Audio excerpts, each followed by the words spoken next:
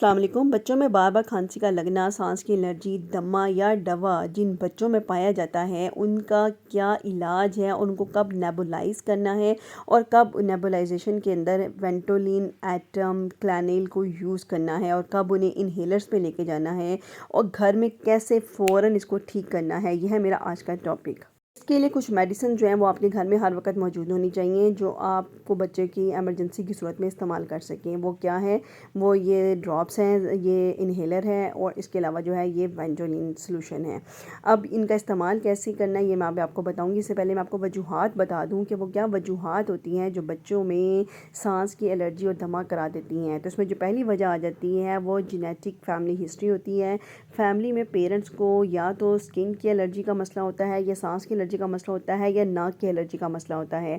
दूसरी जो वजह इसके अंदर आ जाती है वो है आपका इन्वायरमेंट, जिसमें आप गांव के माहौल में रह रही हैं जहाँ पे आपके पास पालतू परिंदे, जानवर, इसके अलावा जो है डस्ट माइट्स, इसके अलावा पोलन, ये फूलों वाले इलाका, बाग, ये और आपके पेट्स जिसमें तोता, परिंदे और बिल्लियाँ, इन ये सारी जो है वो बीमारी कराती है दमा की। दमा या सांस की एलर्जी का इलाज क्या है? तो हमेशा एक ये बात याद रखिएगा, prevention is better than cure. आपने एहतियात करनी है और वो क्या है वो आपको मैंने बता दी है। जो भी एलर्जेंस हैं, जिस तरह के घर में पालतू जानवर नहीं होने चाहिए क्योंकि इनकी बॉडी से थोड़े थोड़े फाइबर एलर्जेंस निकलती हैं और जो है आपके बच्चे का या आपका सांस ख़राब करने में वो रोल प्ले करती हैं।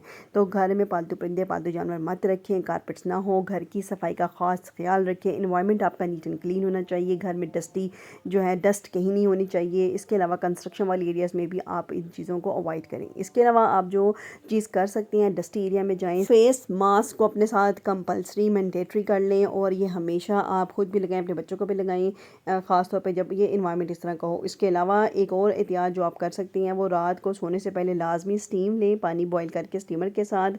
और तीसरा जो आप काम कर सकते हैं वो लिक्विड का इंटेक ज़्यादा करें और अच्छी जो है ना वो सॉफ्ट बेवरेजेस लाइक कहवा, ग्रीन टी, हनी, इन चीज़ों का, सूप का इस्तेमाल ज़्यादा करें। इसकी एलर्जी को ठीक करने के लिए नेबुलाइज़र का इस्तेमाल करते हैं, लेकिन नेबुलाइज़र के इस्तेमाल से पहले कुछ मेडिसिन घर में दी जाती हैं। उसमें आपके पास एंटी एलर्जी सिरप्स होने चाहिए और साथ ब्रोंकोडायलेटर्स होने चाहिए। ये कौन से मैं आपको बताती हूँ, लेकिन पहले नेबुलाइज़र का यूज़। नेबुलाइज़र एक मशीन होती है जिसके साथ कुछ एसेसरीज पाई जाती हैं। ये आप देखें, ये नेबुलाइज़र है, ये इसके साथ ट्यूबिंग होती है जिसके साथ इसको मशीन के साथ और अटैच किया जाता है और ये इसका डिवाइस होता है जिसके अंदर आप मेडिसिन को डालते हैं। ये मास्क होता है जो आप आगे लगाते हैं इसको, ये मेडिसिन है जो आप इसके अंदर यूज़ करते हैं। इसको डिवाइस को जो है आपने यूज़ कैसे करना होता है, आप इसकी एक जो साइड है उसको मशीन के साथ अटैच करती हैं और एक साइड जो मैं आपको दिखा रही जिस पर मार्किंग लगी होती है उसमें मेडिसिन डालती हैं। मेडिसिन को डोज के अकॉर्डिंग डाला, मेडिसिन की जो डोज होती है वो एज के अकॉर्डिंग डालती हैं और डॉक्टर से पूछ कर डालती हैं। तो ये आप देखिएगा, ये इसका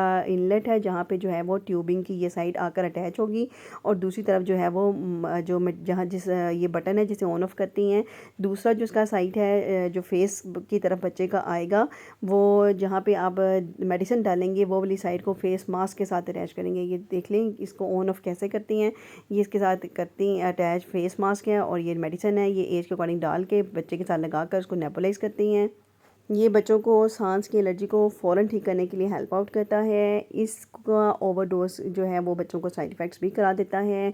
दवाई को वेंटोलिन हो, एटम हो या क्लैनिल हो, डॉक्टर से पूछ के इस्तेमाल करती हैं। अगर आप अपने मुझसे पूछना चाहती हैं तो कमेंट बॉक्स में बच्चे का एज और इसकी वेट को मेंशन कर दें, मैं आपको उसकी डोज बता दूँगी। इसको आप 15 मिनट के लिए एक सेशन लगा कर बच्चे को नेबुलाइज करती हैं और इसको 4 घंटे के बाद रिपीट कर सकती हैं। 2 से 7 दिन में बच्चे बहुत बेहतर ठीक हो सकती हैं। इसके अलावा जो है इन्हेलर्स होते हैं, जैसा कि मैंने आपको दिखाया डिवाइस, इन ये जो स्पेस इन्हेलर्स होते हैं ये हमको ऐसे केसेस में बच्चों को लिख के देते हैं, प्रिस्क्राइब करते हैं जब बच्चों की सांस की एलर्जी लंबी अरसे तक के लिए चले, महीना 2-2 महीने ठीक ही ना हो। तो इसको ठीक करने के लिए ये कंट्रोलर होते हैं। ये बेसिकली अस्थमा की कंडीशंस को कंट्रोल करने के लिए यूज़ किया जाता है, लेकिन जैसे ही बच्चे बेहतर होना शुरू हो जाते हैं तो हम इसको स्टेप डाउन करते हैं और उसके बाद रिमूव कर लेते हैं। इसके अलावा दमे को ठीक करने के लिए हम मॉन्टिल्यूकास्ट वगैरह जो है वो क्रॉनिक एलर्जी प्रोसेस को कंट्रोल करने के लिए बच्चों को प्रेस्क्राइब करती हैं। कुछ पूछना चाहें तो कमेंट बॉक्स में पूछ सकती हैं। दुआओं में याद रखिए। अल्लाह हाफिज़।